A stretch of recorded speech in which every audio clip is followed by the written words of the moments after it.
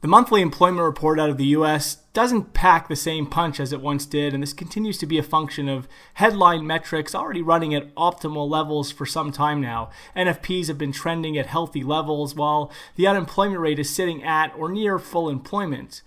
While NFPs did suffer mightily in the previous month, even coming in a good deal weaker than consensus estimates already accounting for a big setback, there wasn't much fallout given the fact that assessing the impact from the hurricanes was going to be exceptionally challenging, and however bad the result, it was going to be penciled in as a one-off. Another mitigating factor to that big NFP miss was signs of pickup on the hourly earnings front. This is the area where Fed policy hasn't been able to work its magic thus far, and this is the area that needs to show signs of life in order for the Fed to feel better about the overall outlook and moving forward with policy normalization. We've highlighted this shift in focus to hourly earnings for many months now and have said the market would be much better off calling the report AHEs, average hourly earnings, than NFPs. Overall, while there is always some volatility around the report, we don't expect anything in the data to prevent the Fed from following through with forward guidance that calls for another rate hike in December. Certainly, with the market growing to accept subdued wage growth, anything that manages to exceed expectation should be US dollar supportive, as it sends a message Fed guidance is definitely on track.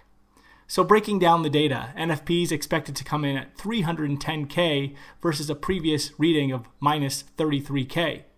Yearly average hourly earnings expected to come in at 2.7% versus 2.9% previous, and the monthly is expected to come in at 0.3% versus a previous print of 0.5%. The unemployment rate expected to hold steady at 4.2%, which is the lowest level since 2000.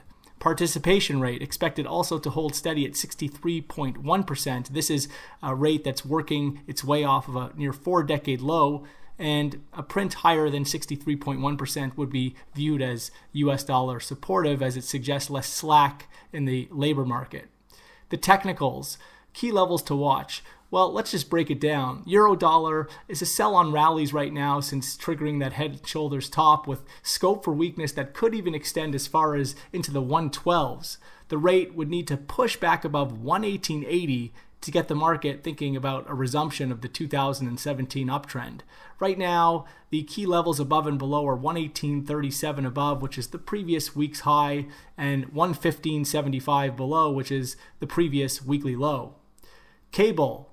It's a big choppy mess right now, roughly between 130 and 133.50, but overall, even if we see a drop below 130, bigger picture, looking up, is pretty constructive, and the market should be very well supported ahead of 125. Key resistance and support right now comes in by 132, the figure above, and that psychological barrier at 130 below, and it'll be interesting to see if the market closes above or below that psychological barrier at 130 on Friday. Dollar yen. Dollar yen has been trading in a range for a good portion of 2017 and is currently pushing up against those range highs. Only a close back above 115.50 would compromise this range outlook, and until then we'd expect the market to adhere to this range and possibly then look to stall out over the coming sessions. As far as key resistance and support, here it goes. 114.50, the July high, is the key level to watch above, and 112.96, the current weekly low, is the level you want to pay attention to below. That's all for now.